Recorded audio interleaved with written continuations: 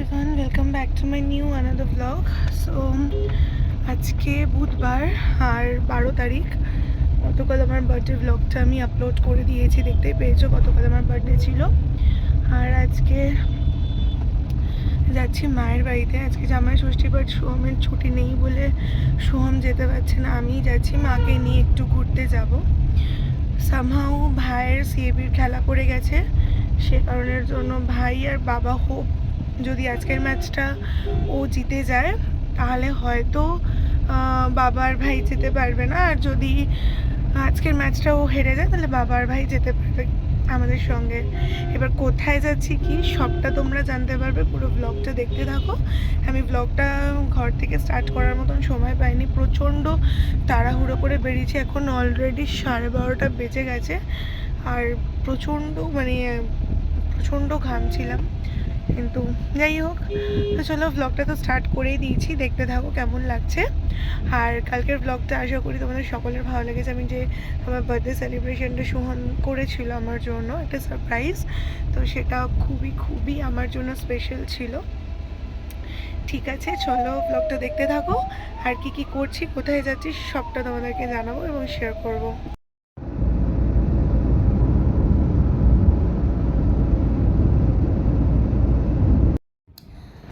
মায়ের বাড়িতে এখন শুয়ে ল্যাদ খাচ্ছি। চলে এসেছি মায়ের বাড়িতে। কি হয়েছে, সে ফেলে দিচ্ছি। আর যেহেতু কালকে ভাইয়ের জন্মদিন, আমরা যাচ্ছি, যেটা আমি বললাম আমরা সবাই ঘুরতে যাবো, কিন্তু কোথায় যাব এখনও বলিনি। ভ্লগটা পুরো কন্টিনিউ দেখতে থাকো, তাহলে বুঝতে পারবে কোথায় যাচ্ছি। আর ওর জন্য একটা ছোট আমি কেক নিয়ে এসেছিলাম, ওর জন্য আমি একটা ছোটো দেখে কেক এনেছি, বেন্টো কেক। একদম আস্তে আস্তে এটা চিটকে গেছে। আর ও চলে এসছে চান টান করে চলে এসছে, মাল হতে পারছে। একটা ওড়না দে তো বাবু মাকে। ওই তো ওড়নাটা আমি এখন কিছু করব না। ঠিক আছে, ঠিক হ্যাঁ, চলে আয়। একটা দেশলাই নিয়ে একটা জ্বালাই। এসব কাছে আছে একটুখানি বাড়িটা লেগে।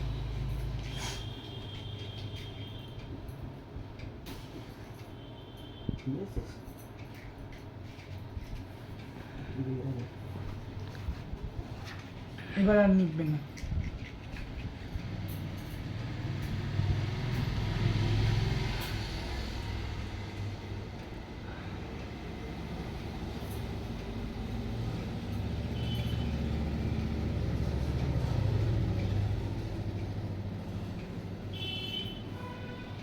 এদিকে নিয়ে ওটা আস্তে করে। তো কি গো,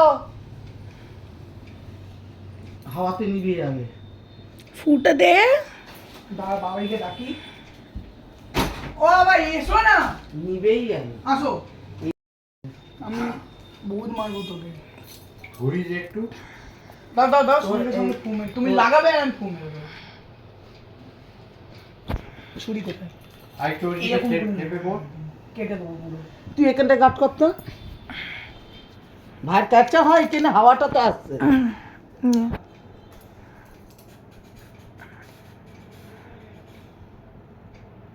বাবু বাবু,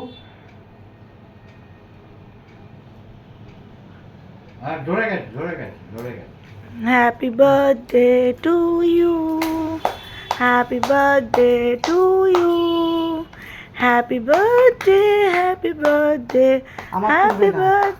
টু ইউ।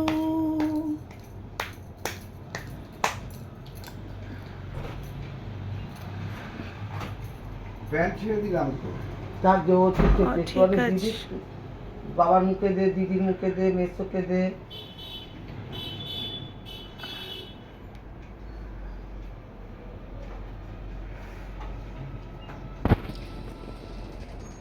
গা হাওয়া খাওয়া কত খাবে? খাওয়া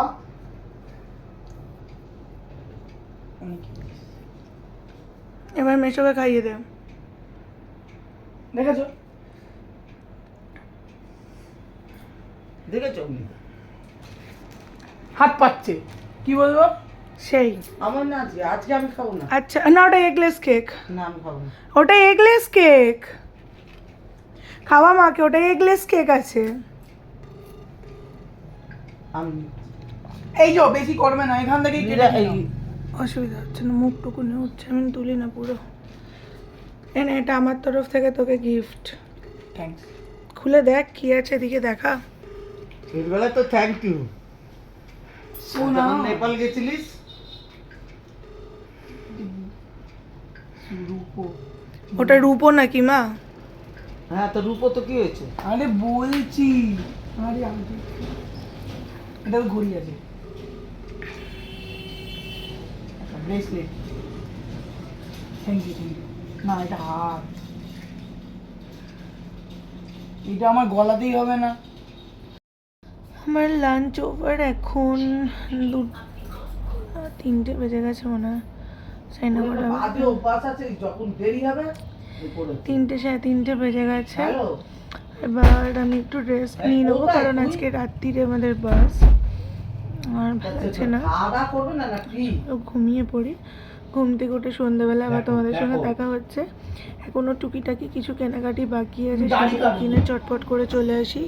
আর এই যে গাধাটা এই দিক দিয়ে ঘোরাফেরা করছে, কোথায় গেল কে জানে। কেউ নেই কিছু না, তাকেও না চোর 5টা বাজে আসে। এই যে গাধাটা ঘোরাঘুরি করছে। হ্যালো, তো দেখতেই পাচ্ছ আমার এই যে সুন্দর গাধা ভাই।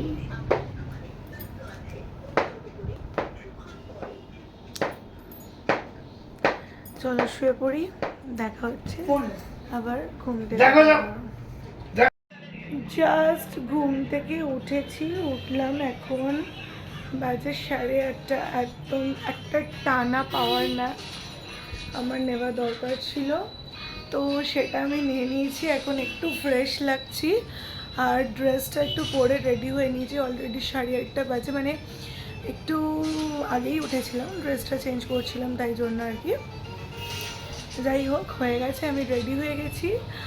আর হয়তো একটু টাচ আপ করে নেবো, মুখটু ধোবো। অনেকক্ষণ ধরে তো মানে সে ছোটো থেকে এখানে এসে একটা টায়ার্ডনেস ছিল, তারপর অনেক রাত অবধি পেট কাহিনীর আমাকে রেকর্ড করতে হয়েছে, সেগুলো সমস্ত কমপ্লিট করে তারপর আবার মায়ের বাড়িতে আসা। আরে একটু আস্তে কর না। তো সমস্ত খাওয়া দাওয়ার এখন অ্যারেঞ্জমেন্ট চলছে, মা খাওয়া দাওয়ার ব্যবস্থা করেছে। আর মাকে বললাম মা আজকে রুটি খাবো না, আমার একটু আজকে চাইনিজ খেতে ইচ্ছে করেছে, একটু ফ্রাইড রাইস খাবো। তো চলো খাওয়া দাওয়া করে তারপর যখন আমরা বেরোবো তখন তোমার সঙ্গে আবার ব্লগটা কন্টিনিউ করবো। বেরিয়ে পড়েছি, মারা ছিল আগের গাড়িটাতে, আর আমি আর ভাই অন্য গাড়িতে উঠেছি, কারণ একটা গাড়িতে তো হবে না উবেরে। সো চলো যাওয়া যাক, শুভযাত্রা। এখন বাজে রাত 10টা, আমরা 11টার মধ্যে জানি না কিভাবে পৌঁছাবো বা কিছু। চলো টাটা।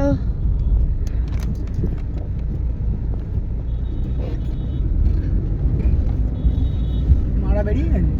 হ্যাঁ, আমাদের গাড়িটা আগে ছিল।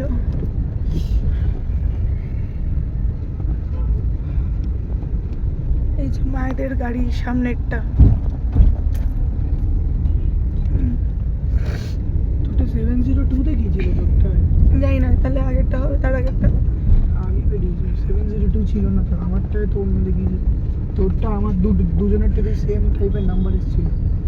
আমারটা 892 এসেছিল, তোরটা 79 এরকম কিছু একটা এসেছিল। বাসে উঠে পড়েছি, আমার ভাইয়ের সাথে মা, গুনগুন, বাবা, তার পিছনে তুলি দিদি, পুচকেটা, সবাই রয়েছে। চলো বাস ছেড়ে দিয়েছে, সেফ জার্নি। তারপরেই কি সুন্দর রাত্রে কলকাতা দেখতে দেখতে আমাদের বাসটা ছেড়ে দিয়েছিল, এবং এত ফাঁকা রাস্তা, চারিপাশটা নির্ঝুম, আর বাসের মধ্যে সুন্দরভাবে প্রাকৃতিক জিনিসগুলো দেখতে দেখতে যাওয়া ভীষণই একটা মজা এবং এক্সাইটমেন্ট কাজ করছিল। এবং ভাবছিলাম কত তাড়াতাড়ি গিয়ে আমাদের ডেস্টিনেশনে গিয়ে আমরা পৌঁছাই। এবারেও তোমরা কিন্তু বুঝতে পারছো না আমরা কোথায় যাচ্ছি, আর যারা যারা বুঝতে পেরেছো তারা কিন্তু অতি অবশ্যই আমাকে কমেন্টে জানিয়ে দিও কোথায় যাচ্ছি বা কি। কোলাঘাট ডুবে গেছি,